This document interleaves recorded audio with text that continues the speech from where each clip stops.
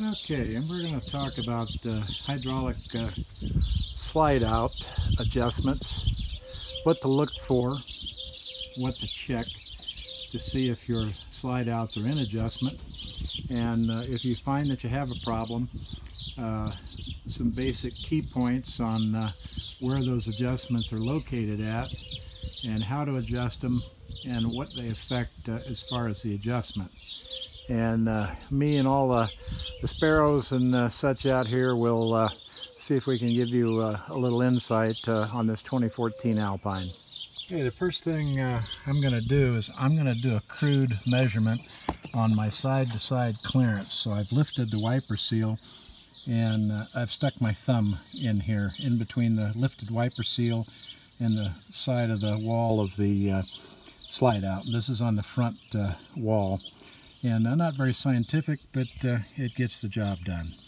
Okay, now we're on the rear wall, and got my thumb stuck in here with the wiper seal lifted up, and as you can see, the clearance from the front wall to the back wall in relationship to the slide cutouts in the Falon are pretty much the same. I could really be precise and get a ruler and measure it, but I'm going to use my thumb as a quick, effective way to do it, and that way I'm not juggling something to measure with and a cell phone. Okay, we're looking underneath this hydraulic slide out from the back side, and you'll see an extension bar, and you'll see the track teeth, and you'll see the gear pack assembly, which is this up here. The whole assembly is all one piece held in by 2 bolts, and the teeth on this guide bar mesh with the teeth on this gear pack, and as the hydraulic piston actuates to move the slide in or out, the gear pack and the slide bar on both sides keep the slide traveling in straight and true. Okay, we're still looking at the back side of the hydraulic slide out, and this is the driven actuator. It drives this extension rod, which is bolted to this vertical frame, and this is what moves the slide in and out. There's only one actuator for each slide out, and so this is the driven side, and the front is going to be the passive side. What also maintains synchronization of these gear packs is you can see this bar, and this bar runs all the way across and all the way up to the front gear pack. And you can see now where you can see the front gear pack, and you can see where the bar connects. And so with the slide extended fully,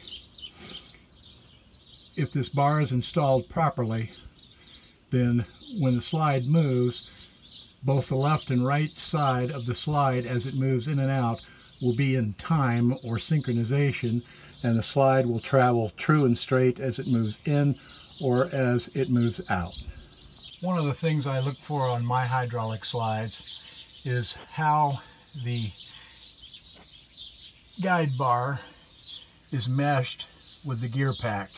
In other words, is this guide bar straight on these teeth inside the gear pack? And we'll zoom in a little bit, and that's about as good of an angle as I can get. And if you look at these gear teeth on the room slide bar and the gear pack, you can see they're pretty darn well centered. Now these are the OEM gear packs that came with this unit. It's a 2014. And we see no teeth wear, which is important. You also want to be looking for missing teeth on the gear pack or any missing teeth on the slide bar. If you have either of these teeth damaged, what's going to happen as the slide starts to move in or out, it's going to want to skip, and you'll hear strange noises. And if you don't do something about that, it's only going to get worse, because it's going to break off more teeth, and then pretty soon your slide is going to be coming in real crooked, or it won't come in at all. It's going to bind up, and you're not going to be happy.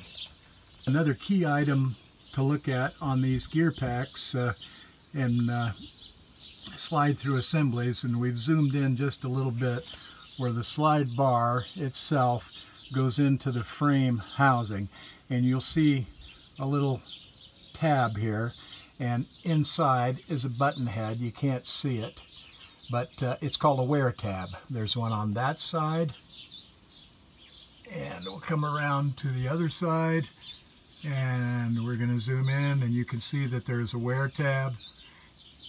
And we are still looking at the gear pack, and I wanted to show you the top wear tab. So you have 3 wear tabs, both sides and one on the top, and they should all be in place. If you get a real bright light, you can actually look in between the gap where this tube slides into the frame structure, and you'll be able to see that there's a little button in there.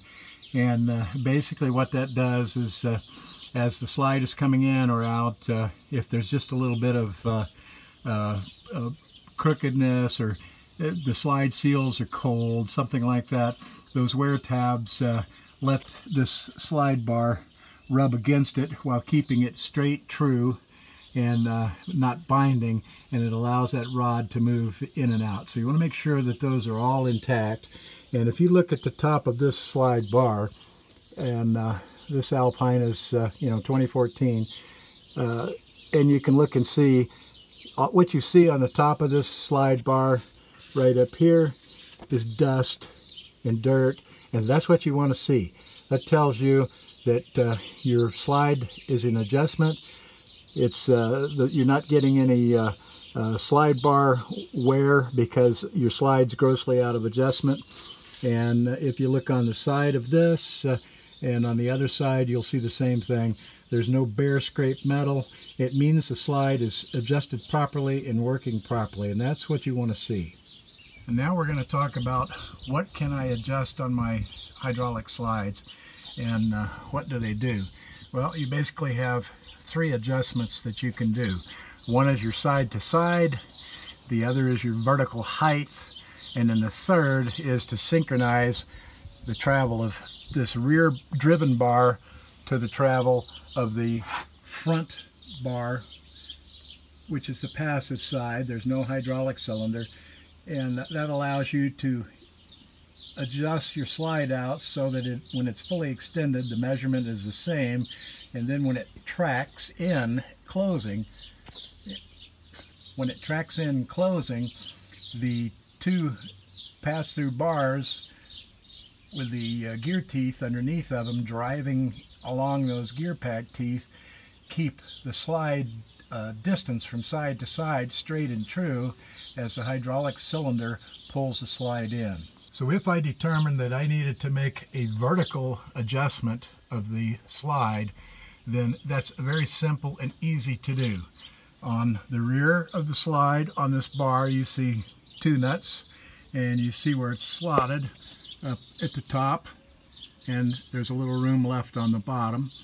And this allows you to move this up or down, and to do that you loosen these 2 nuts up, and then come down here and loosen this jam nut up, and then you turn this bolt either in or out. If you turn it in, it's going to raise the height vertically, and if you turn this bolt out or extend it down, it's going to lower the height. What you do to the rear side, you need to also go and check on the front side and adjust accordingly. And you can see the bolt, and you can see for the vertical adjustment, and you have the 2 nuts and bolts to loosen up so that that bar will slide up and down. When you make those adjustments, make them in small increments, maybe a turn and a half at a time, and then tighten the side bolts up again before you make any checks on how the slide closes in or out.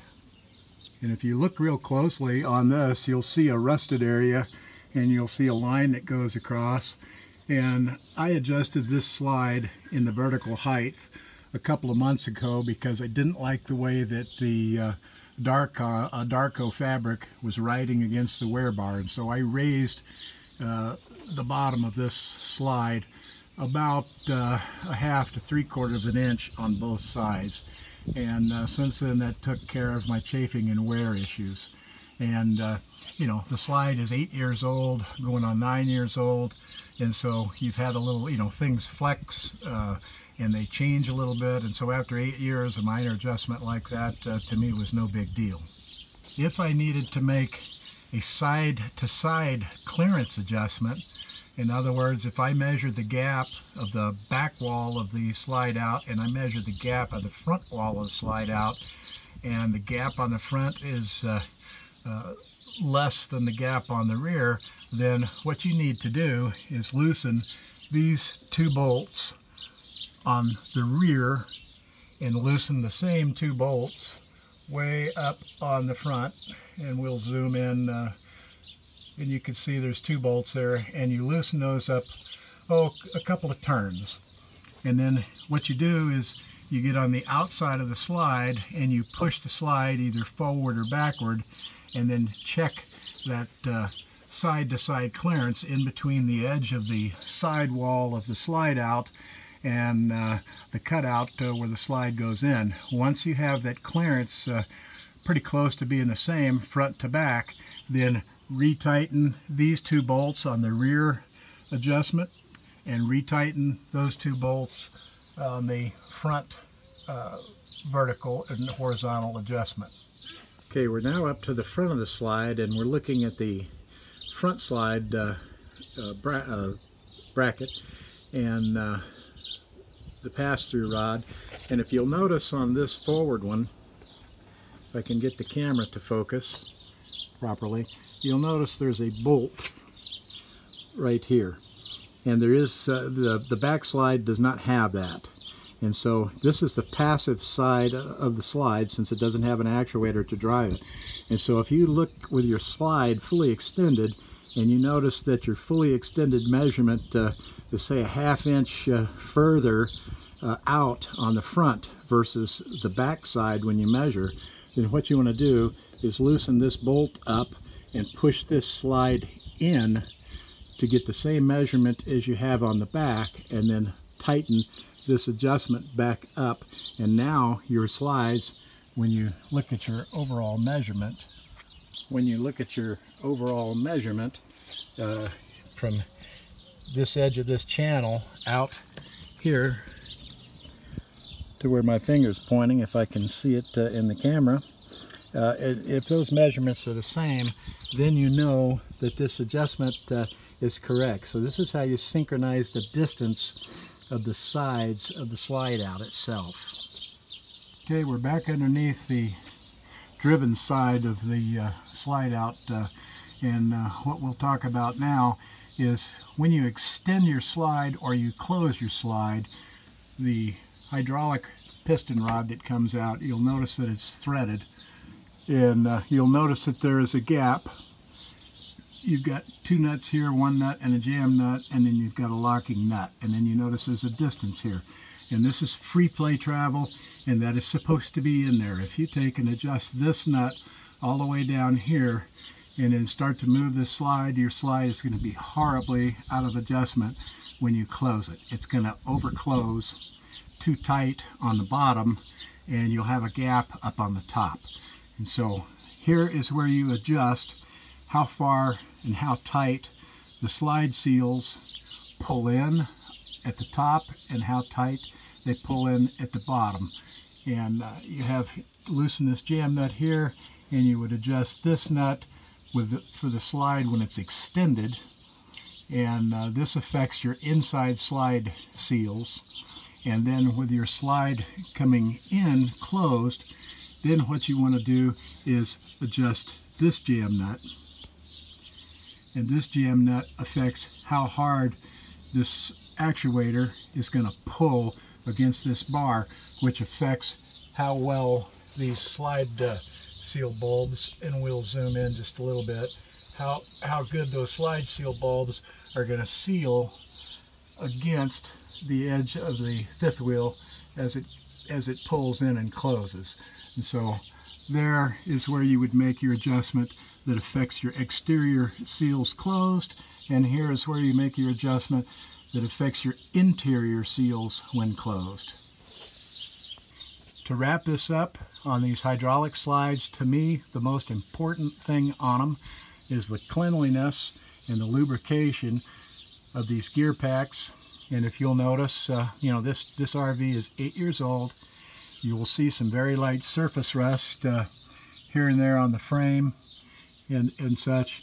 And you will look at these gear pack teeth, what you'll see is kind of a grayish color on these teeth, and you'll see a grayish color up on these teeth here as well. And if we look down at the ground, you'll see some gray splatter that's laying down here. And what I use to keep these lubricated with is a dry graphite gray spray-on lube. It does not attract dust and grit and things like that, but it keeps the surface of the metal clean. And in my opinion, that's one of the key things to do to keep these gear packs operating smoothly. Also, you can put up inside here where my finger is pointing, and I can't get a better picture, but you can put 1 or 2 drops of synthetic lightweight oil, or any oil for that matter, but Lippert recommends synthetic. A couple of drops of oil on the inside of these bearings where this shaft spins on. And I do this twice a year. I do it once in the spring when I get ready, and I do it once in the winter when we're closing the Alpine up for the year. And it just kind of lets those bearings have a little bit of oil, and it'll make them spin a little bit smoother, and they'll be a little bit quieter.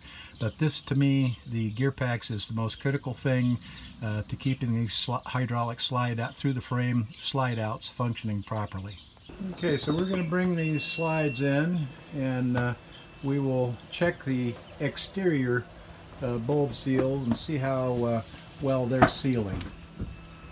Okay, so we're looking at the front edge of this slide, and we can see that this bulb seal is nice and compressed all along. And as we go upward, and we'll look at that seal, and you can see that it is nice and compressed all the way up to the top. And so that's telling you that on this Alpine, the seal adjustment when it's closed is properly adjusted. And we're looking at the rear wall of the same hydraulic slide, and you can see that that bulb seal is nice and compressed all the way up to the top. And if I had a gap down at the bottom,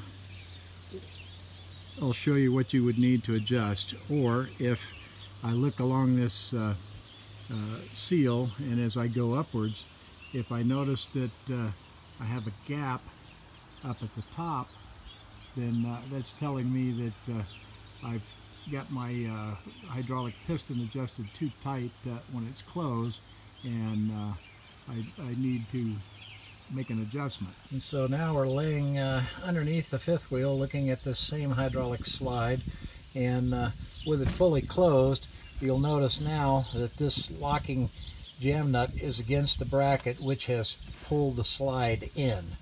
And if I've overcompensated, in other words, if I have this nut too tight this direction, it's going to pull the bottom edge of that bulb seal on the exterior slide out. It's going to over squash it, and when I look up at the top, I'll have a gap. Or I may not have a gap, but I will see that it's not compressed as much as the bottom. And so basically what you're looking for is a nice even adjustment, a squash of that bulb seal from the bottom to the top. And so this is where I would make the adjustment to correct that issue if I had it. So to further explain on your hydraulic through the frame slide out adjustments, we're on the inside of this fifth wheel right now, and we're looking down at the bottom edge of this seal, and we're working our fingers all the way up to the top, all the way up to the top edge. And as you can see, there is a nice tight seal against the inside wall of the fifth wheel versus the slide out. Okay, we're on the outside now underneath of the slide out that I was showing you the inside seal on. If there was a gap on that seal, either at the bottom or the top, then what I would need to adjust would be this section of this hydraulic rod that drives against this bar. It pushes out, and when it pushes the slide all the way out, that is what holds that inside seal tight against the inside wall. And so if I needed to make an adjustment, I would back this jam nut off, and then I would turn this hex nut here further this way to push the slide out tighter against the bottom edge of the wall, and it will make the bottom edge of that inside seal tighter. But you want to be careful when you make this adjustment. If you over adjust this, you're going to be pushing against that lower inside seal very, very tight, and you'll see it, and it'll be compressed. And then if you run your finger up along that vertical edge of that interior seal, you may see a little bit of gap up at the top. And so if you see that gap, then your issue is you've adjusted this nut too far in against this bar, and so you're over pushing the slide out bottom edge, and that's going to cause you an issue. And we'll wrap this up. Hopefully you'll find this video will help explain things a little bit to you. And this video, along with Lippert's excellent hydraulic through the frame service manual, should tell you everything you need to know about these hydraulic slide outs and how to maintain them properly yourself, and how to keep them working nice and smooth for many years to come. So the videos are, my videos aren't the fanciest in the world, but hopefully they'll get the point across to you. And the video is filmed on an Alpine, and that's what we're talking about, is an Alpine, so it's an Alpine specific video. Have a great day. It's getting hot here in Idaho, and I'm going to go inside, get a cold beer, and sit down and see if I can edit all this together to where it makes some sense to you folks. Cheers from Idaho.